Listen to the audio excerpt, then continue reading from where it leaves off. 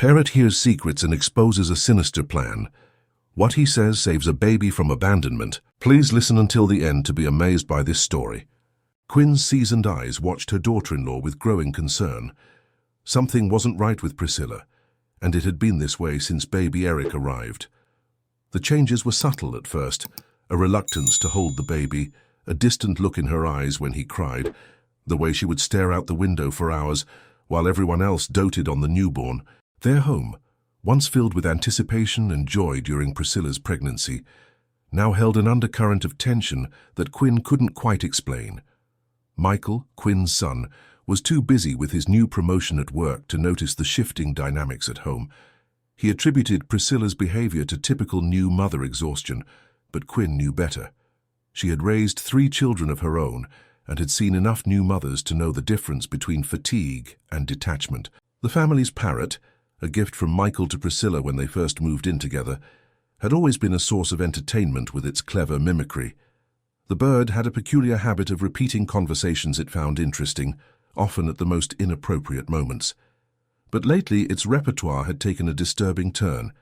"Don't want this anymore," the parrot would squawk in perfect imitation of Priscilla's voice. "Can't handle it. Need to leave." At first, Quinn dismissed these phrases as random combinations of words the bird had picked up from television shows. But then she began noticing a pattern. The parrot would repeat these phrases most often when Priscilla was alone with the baby, in moments when the young mother thought no one was watching. One particularly tense evening, while Michael worked late at the office, Quinn decided to confront her fears. She found Priscilla in the nursery, standing by the window with her back to Eric's crib. The baby was crying, but Priscilla made no move to comfort him. "The little one needs you," Quinn said softly, making her presence known. Priscilla jumped slightly, quickly wiping her eyes before turning around. "He's fine. He'll tire himself out eventually." The parrot, perched in its cage near the doorway, chose that moment to speak. "Going to leave him behind. Better off without me." Quinn watched as all color drained from Priscilla's face. The young mother's hands began to shake, and for a moment, the mask of indifference she had been wearing cracked, revealing a storm of emotions underneath. "It's just a bird," Priscilla whispered, but her voice trembled. "It doesn't know what it's saying." Quinn stepped closer, her heart heavy with the weight of what she was about to ask. "Doesn't it? Priscilla, what have you been saying when you think no one is listening?" The confrontation that followed was both painful and necessary. Priscilla, overwhelmed by the pressure of motherhood and haunted by her own childhood trauma of abandonment, had been planning to leave Eric at an orphanage.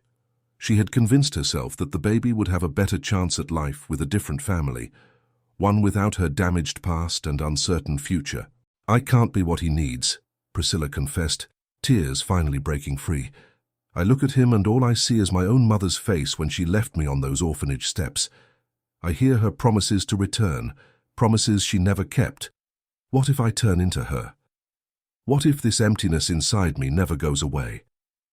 Quinn listened, her heart breaking for both the scared young woman before her and the innocent baby still crying in his crib.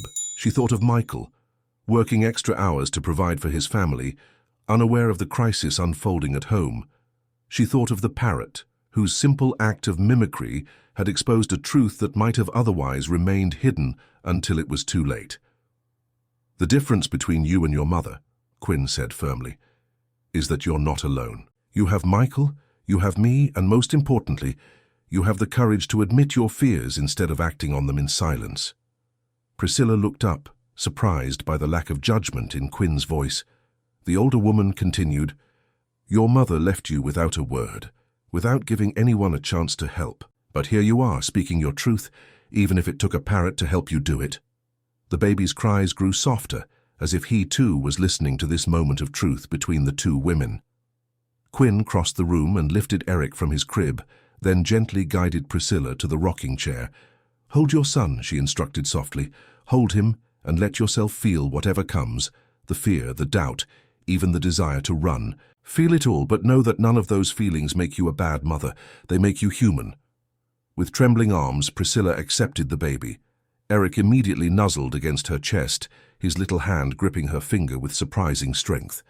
The parrot, as if sensing the gravity of the moment, remained unusually quiet. "I don't know how to do this," Priscilla admitted, looking down at her son. "So I don't know how to be the mother he deserves." "None of us do at first," Quinn assured her, "but we learn day by day, mistake by mistake, and we don't have to learn alone." That evening marked a turning point. When Michael returned home, instead of finding his wife and son in their usual distant tableau, he found them together in the rocking chair, Priscilla softly humming a lullaby while Quinn sat nearby, a quiet guardian of this fragile new beginning. The parrot, watching from its perch, began to pick up new phrases in the days that followed. "Love you, little one," it would say in Priscilla's voice. "We'll learn together." Patricia, a close family friend and child psychologist, began visiting regularly, helping Priscilla work through her fears and trauma.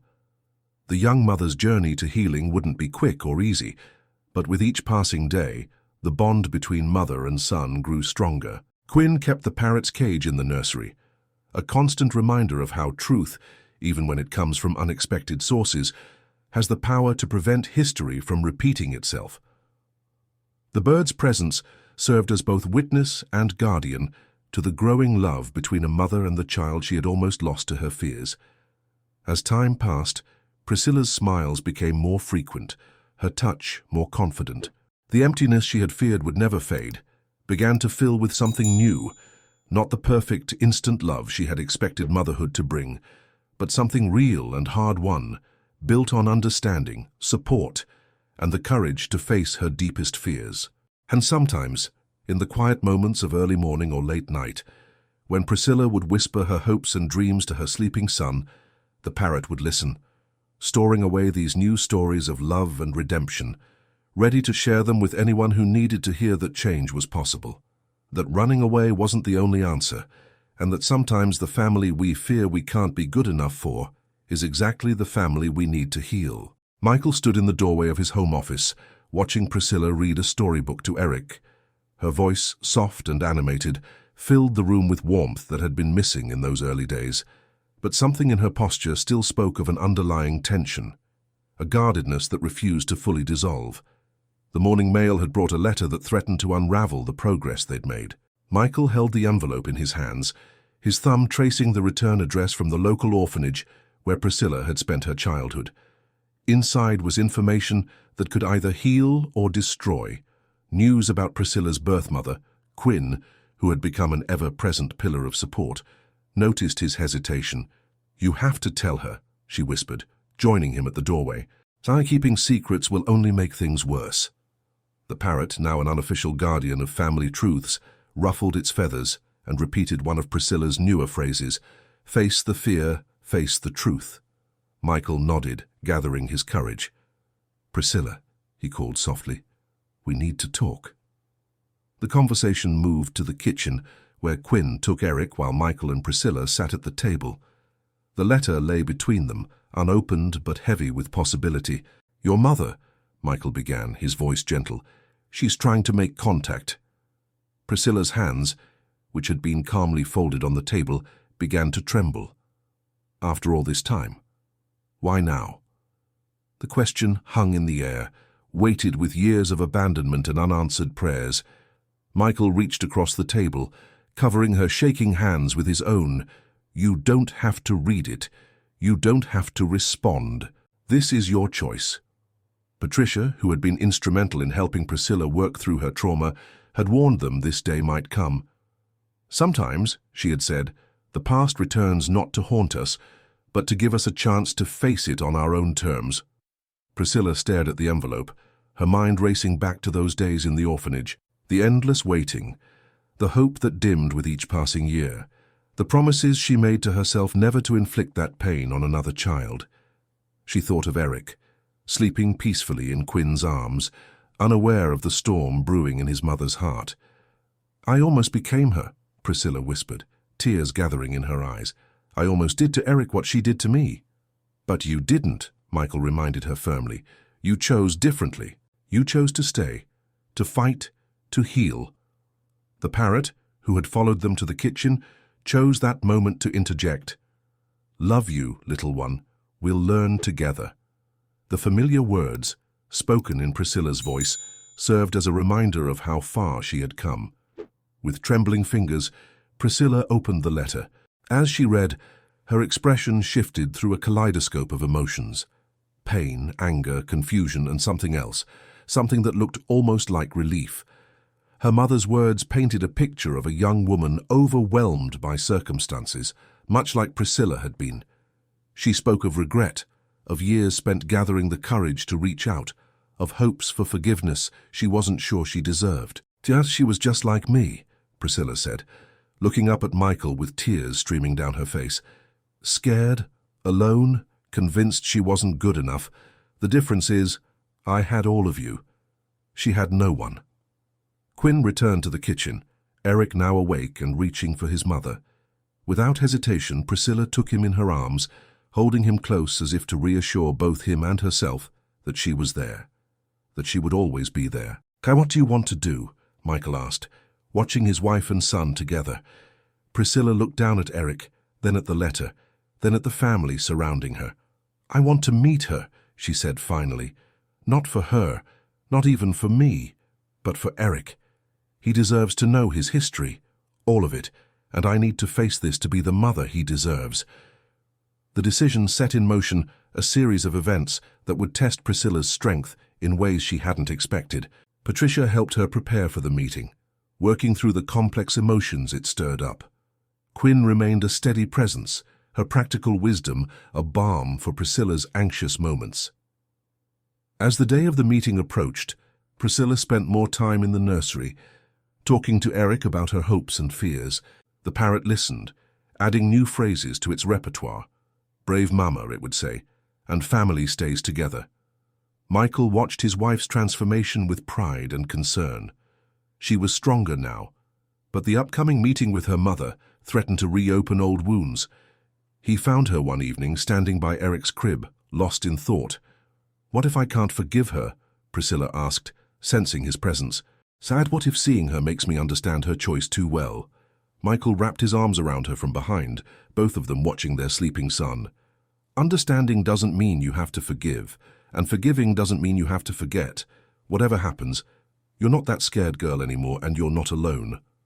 Quinn, who had been passing by, added her own wisdom. Sometimes facing our past isn't about finding closure. It's about proving to ourselves how far we've come.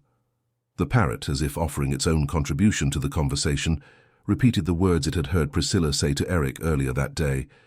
Mama's here, always here, no matter what. That night, as the family prepared for what tomorrow would bring, there was a sense of both anticipation and peace. Priscilla had chosen to face her past, not from a place of weakness, but from a position of strength, surrounded by the love and support she had built for herself. The letter that had threatened to destroy their progress had instead become a bridge, not just to the past, but to a future where healing was possible, where the cycle of abandonment could truly be broken, and where a mother's love, once fragile and uncertain, had grown strong enough to face any challenge. In the quiet of the evening, as Eric drifted off to sleep and the parrot settled on its perch, Priscilla realized that tomorrow's meeting wasn't just about confronting her mother. It was about embracing who she had become despite, or perhaps because of, her mother's absence. The cafe was quiet for a morning, just a few patrons scattered among the tables. Priscilla sat with her back straight, hands wrapped around an untouched cup of coffee. Michael stood by the counter, close enough to intervene if needed, far enough to give his wife the space she needed for this moment. Quinn had stayed home with Eric, understanding that this meeting needed to happen without the baby present. The parrot's morning calls of brave mama still echoed in Priscilla's mind, giving her strength.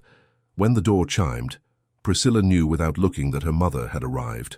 There was a pause, a moment of hesitation, then footsteps approaching her table. She looked up to find herself staring at a face that was both familiar and foreign. Sarah, her mother, stood there wearing a simple dress and a nervous expression. The years had left their mark on her, grey streaking her hair, lines around her eyes that spoke of both laughter and sorrow. She clutched her purse like a shield. Priscilla, Sarah whispered, her voice breaking on the name. You look so much like you. Priscilla finished, her tone carefully neutral. "Please, sit." Sarah lowered herself into the chair, her movements cautious, as if afraid any sudden gesture might shatter this fragile moment. Michael watched from his position, ready to step in if needed. But this was Priscilla's moment to handle. "I don't know where to begin," Sarah admitted, staring at her daughter's face as if trying to memorize every detail. "The beginning would be nice," Priscilla replied. "Why did you leave me?" The question hung between them, heavy with years of pain and wondering. Sarah's hands trembled as she placed them on the table. "I was young, alone, and terrified," she began. "Your father had abandoned us before you were born. My family had turned their backs on me. I convinced myself you'd have a better life without me." "Did you ever come back?" Priscilla asked. "Did you ever check on me?" Sarah's eyes filled with tears. "Once, when you were still small, I watched you playing in the orphanage yard. You were wearing a red dress, teaching younger children a clapping game. You looked happy. I told myself that meant I'd made the right choice." "I wasn't happy," Priscilla said quietly. "I was surviving. Every day, I waited for you to come back. Every time a new family visited the orphanage, I prayed it would be you." Michael shifted his weight at the counter, his heart aching for his wife, but Priscilla remained composed, her voice steady. "A few months ago," Priscilla continued, "I almost made the same choice you did. I had just given birth to my son, and the overwhelming fear of not being good enough, of damaging him somehow. I understood your decision in a way I never had before." Sarah's eyes widened. "But you didn't leave." "No," Priscilla agreed. "I had something you didn't. People who saw my struggle and refused to let me face it alone. My husband, my mother-in-law, even our pet Parrot. They helped me choose differently." "The Parrot?" Sarah asked, confusion momentarily breaking through her guilt. A small smile touched Priscilla's lips. "It's a long story. The point is, I learned that being a mother doesn't mean having all the answers. It means being willing to look for them, to ask for help, to face your fears instead of running from them." Sarah reached across the table, her hand stopping just short of touching Priscilla's. "I know I have no right to ask for forgiveness, but I want you to know that not a day has passed when I haven't thought of you, haven't regretted my choice." "Regret isn't enough," Priscilla said firmly. "I needed a mother, but what I've learned is that while we can't change the past, we can choose how it shapes our future. I have a son now, and he will never know the pain of abandonment. That's my choice, my promise to him." "He's lucky to have you," Sarah whispered. "No," Priscilla corrected. "He has me because I choose to be there every day. Luck has nothing to do with it." The conversation continued, moving through years of missed moments and unspoken words. Sarah shared stories of her life after leaving, the years of struggle, the eventual stability she found, the courage it took to finally reach out. Priscilla listened, not with the desperate hunger of an abandoned child, but with the measured understanding of a woman who had faced her own demons and chosen to overcome them. As their coffee grew cold, Michael watched his wife's shoulders gradually relax. This wasn't the tearful reunion or angry confrontation they had anticipated. Instead, it was something more valuable, a conversation between two women who had stood at the same crossroads and made different choices. When it was time to leave, Sarah hesitated. Would you tell me about my grandson?" Priscilla considered the request carefully. "His name is Eric. He's beautiful and loved, and will grow up knowing exactly who he is and where he belongs. If you want to be part of his life, you'll need to prove that you've truly changed. Not with words, but with consistent actions over time." Sarah nodded, understanding the boundary being set. "Thank you for meeting with me today, for letting me explain even if I don't deserve it." "I didn't do it for you," Priscilla said honestly. "I did it for myself and for Eric. He deserves to know his history, but more importantly, he deserves to know that his mother faced her fears instead of letting them win." As they left the cafe, Michael finally joined his wife, wrapping an arm around her shoulders. "You okay?" Priscilla leaned into his embrace, watching her mother's retreating figure. "I am, not because of anything she said, but because I finally understand something. Our past shapes us, but it doesn't define us. Every day, we get to choose who we want to be. The drive home was quiet, but it was a peaceful silence. When they arrived, Quinn was in the garden with Eric, the parrot watching from its perch near an open window. At the sight of them, the bird called out, "Brave Mama!" Priscilla smiled, taking Eric in her arms and holding him close. In that moment, surrounded by the family she had chosen and been chosen by, she felt the last shadows of her past beginning to fade, not because she had found all the answers, but because she had finally stopped letting the questions define her. The morning after meeting her mother, Priscilla woke to find Quinn already in the kitchen, preparing breakfast with practiced ease. The older woman looked up as Priscilla entered, concern evident in her eyes. "The social worker called," Quinn said without preamble. "Sarah has filed for grandparent visitation rights." The news hit Priscilla like a physical blow. She sank into a kitchen chair, her mind racing. After their careful conversation, after all the boundaries she had set, her mother was already pushing for more. The parrot, sensing the tension, repeated its newest phrase, "Family stays together." But this time, the words carried a different weight. Michael found them still in the kitchen, Priscilla staring at her untouched coffee, while Quinn quietly prepared Eric's bottle.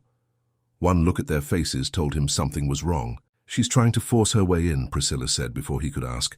"Just like before, she's making choices about my life without considering what I want."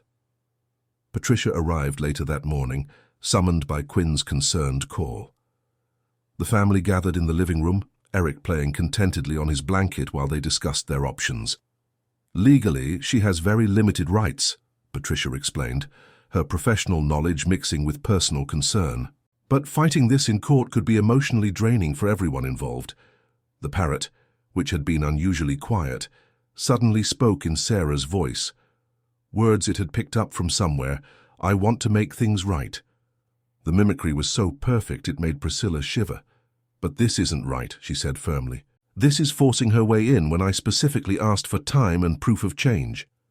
Michael paced the room, his protective instincts warring with his natural inclination toward peace. "Maybe we should meet with her again, explain why this isn't the way to build trust." Before anyone could respond, Eric began to cry, not his usual demanding wail, but a distressed sound that immediately drew everyone's attention. Priscilla moved to comfort him, but as she lifted him from his blanket, she noticed he felt unusually warm. The next few hours became a blur of worry as Eric's temperature continued to rise. The pediatrician, when they finally reached her, recommended immediate examination.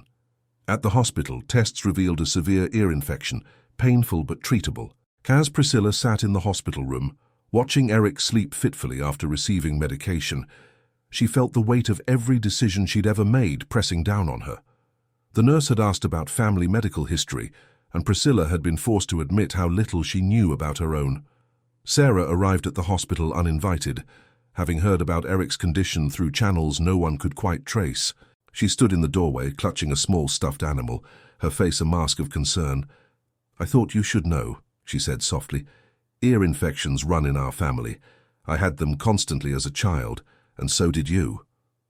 Priscilla felt a complex surge of emotions, anger at the invasion of privacy, gratitude for the information, and a deep, aching awareness of all the simple knowledge about herself she had lived without. Quinn, who had been dozing in a chair, woke at the sound of voices. She assessed the situation quickly, years of maternal instinct kicking in. Without a word, she stood and positioned herself between Sarah and the hospital bed, a quiet but unmistakable barrier. "Thank you for the information," Quinn said firmly. "I'm sure the doctors will find it helpful, but right now Priscilla needs to focus on Eric." Sarah lingered for a moment, then placed the stuffed animal on a nearby table. "I'll withdraw the legal petition," she said quietly. "I'm sorry. I got scared of losing the chance to know you both. But I'm doing exactly what I did before, aren't I? Thinking of my own fears instead of what you need." Priscilla, still focused on Eric, didn't turn around, but her shoulders relaxed slightly at the words. "Faster when he's better," she said finally. "We can talk about setting up a schedule, small visits, supervised at first, but it has to be on our terms, not forced by courts or guilt or anything else. Sarah nodded, though Priscilla couldn't see it. "I understand. I'll wait until you're ready to contact me." After Sarah left, Quinn moved to stand beside Priscilla's chair. Without a word, she began humming softly, the same lullaby she had taught Priscilla in those early, uncertain days of motherhood. The parrot, which Michael had brought to the hospital in its travel cage, picked up the tune. Soon, the sterile hospital room was filled with a gentle harmony of human and birdsong, a reminder of the unconventional but unshakable family they had built. Eric's fever broke in the early hours of the morning. As dawn painted the hospital room in shades of gold, Priscilla watched her son's peaceful sleep and reflected on the lessons of the past days. Sometimes, she realized, the strongest choice wasn't in grand gestures or legal battles, but in the quiet moments of choosing what was best for your child, even when that choice was complicated. The stuffed animal Sarah had brought sat untouched on the table, a small plush parrot that bore a striking resemblance to their own feathered family member. Priscilla picked it up, running her fingers over the soft fabric. "What do you think?" she asked Quinn, who had remained steadfast through the night. "Am I doing the right thing, giving her another chance?" Quinn considered the question carefully. "I think you're doing the brave thing, not because you're letting her in, but because you're doing it on your own terms, with clear boundaries and expectations. That's not weakness, that's wisdom." The real parrot, as if agreeing, spoke in Priscilla's voice. "We'll learn together." In that moment, watching the sunrise with her sleeping son and the two mothers who had shaped her life in such different ways, one by absence and one by unwavering presence, Priscilla felt a new kind of strength taking root. It wasn't the strength of walls and barriers, but the strength of bridges carefully built and mindfully maintained. Eric's recovery brought new rhythms to their household. The first supervised visit with Sarah was scheduled for a sunny afternoon, with Patricia present to help navigate the complex emotions involved. The parrot watched from its perch as Sarah entered the living room, carrying a photo album that made Priscilla's heart skip. "I thought you might want to see these," Sarah said softly.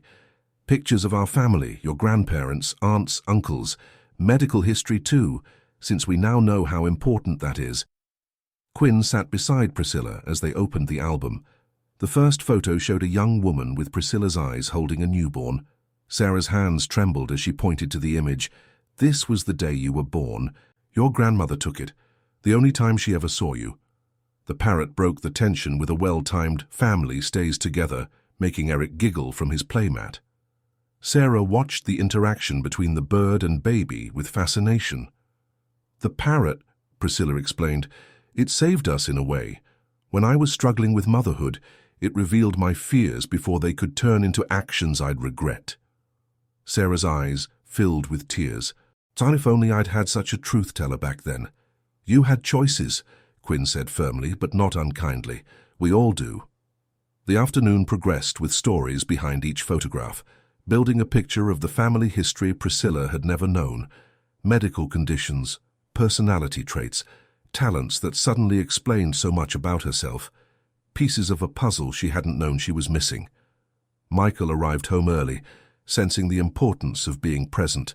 He found them gathered around the album, the atmosphere thick with unspoken emotions. "This one," Sarah was saying, pointing to a photo of a stern-looking woman, "is your great-grandmother. She raised 7 children alone after your great-grandfather died in an accident. She never remarried. Said one great love was enough for any lifetime."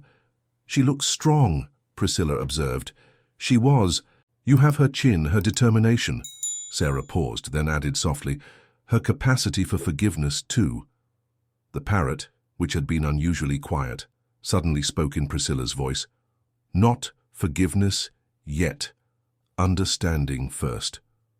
Sarah nodded, accepting the bird's inadvertent wisdom. Understanding is a good place to start. As the visit drew to a close, Eric began to fuss. Without thinking, Priscilla handed him to Quinn while she prepared his bottle. The natural way Quinn soothed him, the practiced ease of their interaction, spoke volumes about the grandmother role, earned through presence, trust, and unwavering support. Sarah watched this exchange with a complex expression. "You're very lucky," she said to Eric. though her words were meant for everyone. You have people who chose you, who choose you every day. The parrot, in what seemed like perfect timing, added, "Brave Mama." "Both of them," Quinn said, looking between Priscilla and Sarah. "It takes courage to face our mistakes. It takes even more to try to make them right." After Sarah left, Priscilla sat in the nursery watching Eric sleep. The photo album lay open on her lap, generations of faces looking back at her. Michael found her there, lost in thought. "You okay?" he asked, sitting beside her. "I'm understanding more about myself," she said. "Why I fear certain things, where some of my strengths come from. It's strange. Knowing my history doesn't change the past, but it somehow makes the future feel more solid." The parrot, settling into its nighttime routine, offered one last insight in Sarah's voice. "I want to make things right." "Do you think she can?" Michael asked gently. Priscilla closed the album, her fingers lingering on its worn cover. "I think she's trying. And I think that's worth something. Not everything, but something." Quinn appeared in the doorway with a fresh bottle, having heard their conversation. "Family isn't just blood," she reminded them. "It's choice, commitment, showing up day after day. Sarah needs to learn that, just as you did." "Just as we all do," Priscilla agreed, reaching for the bottle. As she fed Eric, she looked around the nursery, at Michael's steady presence, Quinn's unwavering support, even the parrot's watchful gaze. This was family, built through conscious choices and constant love. The photo album would stay on the nursery shelf, not hidden away but not given pride of place either. Like Sarah herself, it would be a part of their story, not the whole story, but a chapter worth knowing, worth understanding, perhaps even worth building upon. That night, as the house settled into silence, the parrot offered a new phrase, one it had created by combining different moments. Family learns together, stays together, loves together. And in those mixed-up words was a truth they were all discovering. That family, in all its forms, was a constant process of learning, staying, and loving, even when those actions were complicated by past hurts and present fears. Time had brought changes to their family. Eric was walking now, his small feet carrying him confidently around the house while the parrot watched from above, offering its running commentary on his adventures. Sarah's visits had become regular, though still supervised by either Quinn or Patricia. She had proven her commitment through consistent presence and respect for boundaries. More importantly, she had learned to listen, really listen, to what Priscilla needed. One morning, as Priscilla prepared breakfast, she heard the parrot speaking in her voice from the time she had struggled with motherhood. "Don't want this anymore. Need to leave." But now, instead of causing pain, the words reminded her of how far she had come. That was a different person, she told Eric, who was attempting to feed cereal to his stuffed parrot, someone who was very scared and very lost. Quinn, entering the kitchen, caught the end of this conversation, and someone who was brave enough to stay and face those fears. The doorbell rang, and Sarah arrived for her scheduled visit. She carried a small package, carefully wrapped. "I found this while cleaning out some old boxes," she explained, handing it to Priscilla. Inside was a delicate silver locket. When opened, it revealed a tiny photograph of Sarah holding newborn Priscilla, the same one from the album, but made portable, personal. "I wore this every day after I left you," Sarah said softly.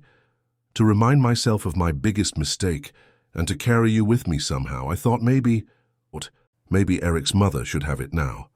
Priscilla held the locket, feeling its weight, not just of silver, but of history, of choices made and unmade, of love lost and found again in different forms. The parrot, as if sensing the moment's importance, spoke in a mixture of voices that told their story. "Don't want this anymore," in Priscilla's frightened tone, followed by "Brave Mama" in its encouraging chirp, and finally, "Family stays together," in a harmony of all their voices combined. Eric toddled over to Sarah, offering her a piece of his cereal. The simple gesture, a child's uncomplicated acceptance, brought tears to her eyes. "Now he has your kindness," Sarah observed, looking at Priscilla. "The kindness I almost destroyed in you, but somehow you kept, not somehow, Quinn interjected gently. She kept it because she chose to, every day, just like she chooses to be a mother, to build bridges instead of walls, to turn pain into wisdom. Priscilla fastened the locket around her neck, its weight settling against her heart. I kept it because of love. The love I received from Michael, from Quinn, from Patricia, even from this remarkable bird. They showed me that family isn't just blood or birth or fate. It's a choice we make every morning when we wake up. She looked at her mother, seeing her clearly, not as the abandoner of her childhood, nor as the perfect parent she had once longed for, but as a flawed, trying, human person. And sometimes, family is choosing to give second chances, not because they're deserved, but because holding on to hurt takes more strength than building something new. Eric, oblivious to the weight of the moment, laughed as the parrot flew down to share his cereal. The bird, picking up a piece, spoke in perfect mimicry of them all. "Love you, little one," in Priscilla's voice. "Family stays together," in Quinn's steady tone. And finally, in Sarah's hopeful whisper, "We'll learn together." Michael came home to find them all in the kitchen, his wife and son, mother-in-law, and even Sarah, working together to prepare lunch. The parrot supervised from its perch, occasionally offering commentary that made Eric giggle. Looking at them, Priscilla touched the locket at her throat and smiled. This was her family, not perfect, not unbroken, but real and chosen and fought for. A family built on truth, strengthened by forgiveness, and guided by love. The parrot, as if offering a final observation, combined all its learned phrases into something new. Brave family stays together, learns together, loves together. And in that moment, surrounded by 3 generations of healing, learning, and loving, Priscilla knew that her son would grow up understanding the most important truth of all, that family isn't something that happens to you, but something you build, day by day, choice by choice, love by love. Eric, reaching up to touch the locket around his mother's neck, smiled his sunlit smile. In his eyes, Priscilla saw the future, not a perfect one, but one full of possibility, understanding, and the kind of love that grows stronger with each conscious choice to stay, to try, to forgive, to begin again. The afternoon sun streamed through the windows, casting a golden glow over their gathered family. The parrot, watching them all, fell silent for once, as if understanding that some moments don't need words. They just need to be lived, felt, and treasured. In the warmth of that moment, Priscilla knew that her journey from abandoned child to uncertain mother to confident parent had come full circle. She had broken the cycle not by being perfect, but by being present. Present in her fears, her struggles, her triumphs, and most importantly, in her love. And that acting, she realized, was the greatest gift she could give her son. Not a perfect family, but a real one, built on truth, strengthened by forgiveness, and bound together by the daily choice to love, to stay, to grow, and to fly. Thank you for joining me on this journey into the world of captivating stories. I trust you found today's narrative as engaging as I did. If you enjoyed this exploration into fascinating and compelling narratives, kindly indicate your appreciation by liking this video. Are you watching on mobile? Show your appreciation with a double tap for hype. For more captivating stories and journeys into the heart of compelling storytelling, please subscribe to the channel and activate notifications so you don't miss a single upload. Your thoughts and interpretations are most welcome. Please share your perspectives on today's story in the comments below. And if you believe others would find this content engaging, please consider sharing the video with your network. Until our next journey into the world of captivating tales, I bid you farewell.